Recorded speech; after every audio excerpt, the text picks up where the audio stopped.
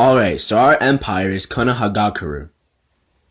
Konohagakure no Sato, village hidden in leaves, or hidden leaf village, literally meaning village hidden by tree leaves, is the hidden village of the land of fire.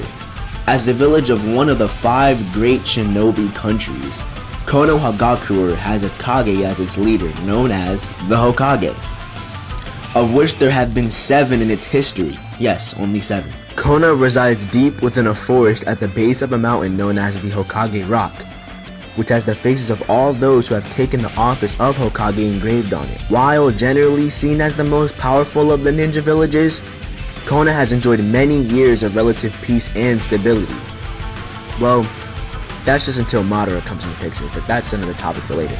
Kona seems big, but it's actually quite small.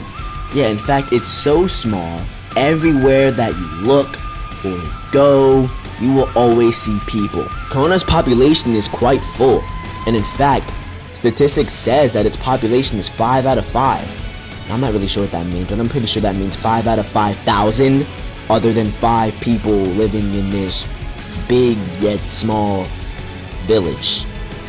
You get what I'm saying, but let's move on. There are many advantages and disadvantages in living in Kona. Well, since you're in the hidden leaf village where you're covered in leaves, that makes you invisible to any threats. Disadvantage is once you actually leave the village, you're surrounded by nothing but tall trees, and you typically don't know where you're going because there's no path, then you just get lost and confused.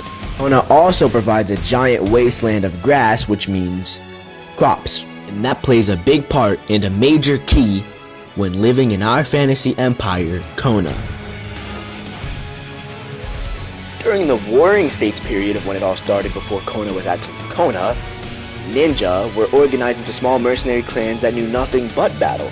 The 2 strongest of these clans were the Senju clan and the Uchiha, who had warred against each other for their entire histories. Eventually intending to end the countless bloodshed, Hashirama Senju used his position as leader of his clan to create a truce with the Uchiha clan. The Senju and the Uchiha and their affiliated clans formed the first shinobi village, Konohagakure, a name invented by Madara himself.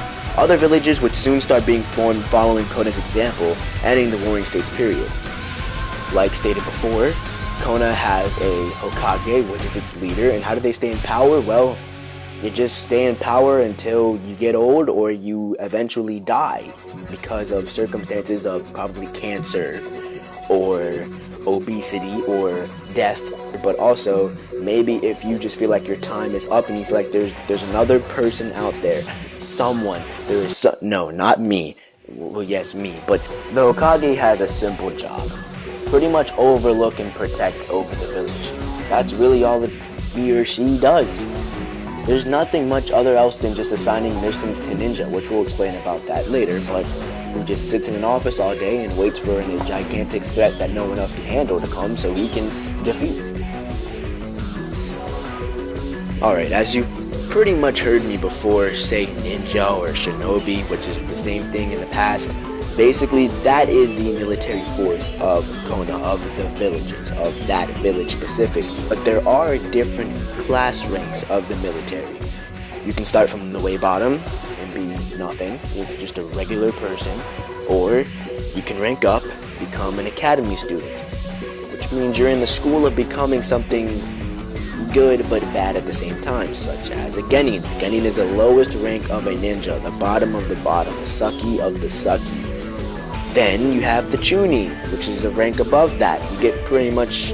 Oh, and by the way, as you're ranking up, the only thing that changes about you becoming a ninja in ranking up status is just you get to take on harder missions. That's really all there is to it. So after chunin, you have jonin, and after jonin, you have the Anbu Black Ops, and that's personally my favorite because they're in between the jonin and the Hokage.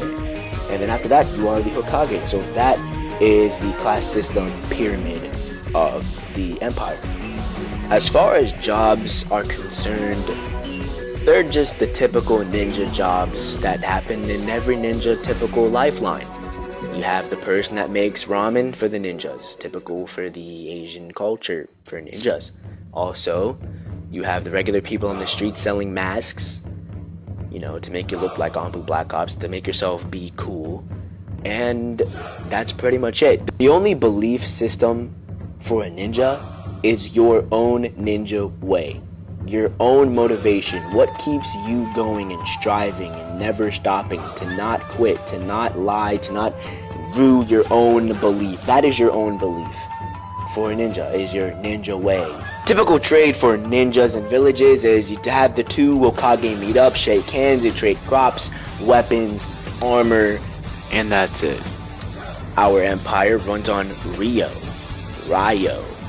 Basically, they're little coins, little things you keep in your pocket. Each different, colored or different size. Say Ryo represents a different amount that you pay or have for yourself. The internal threats inside the decline of the Kona, the very first one, the very first actual threat inside of Kona that not even the Hokage, the leader, could stand a chance, is the nine-tailed fox. Yes, the nine-tailed fox. It is gigantic, it is big, it is scary, and most terrifying creature of all creatures. Now, the nine-tailed fox is a demon, and typically demons get sealed inside of beings to keep them contained of their raw power. Now, this internal threat specifically got released from a newborn baby child, as known as Naruto. But staying right there, first it was inside his mother. Let's just get that off the way. Kushina, it was stored inside of Kushina's stomach, which some bad, crazy boogeyman came, took it out of her to disrupt peace inside the village, and it caused a gigantic threat to everyone because it's a demonic, giant, nine-tailed fox animal that's rampaging throughout the village, and no one can do anything about it. Now, to end this all off, I'm going to present you all with a very boring and flashy and non-cool AMV, which means an animated music video that I have created personally, myself, just me. Say no more. It's about to play right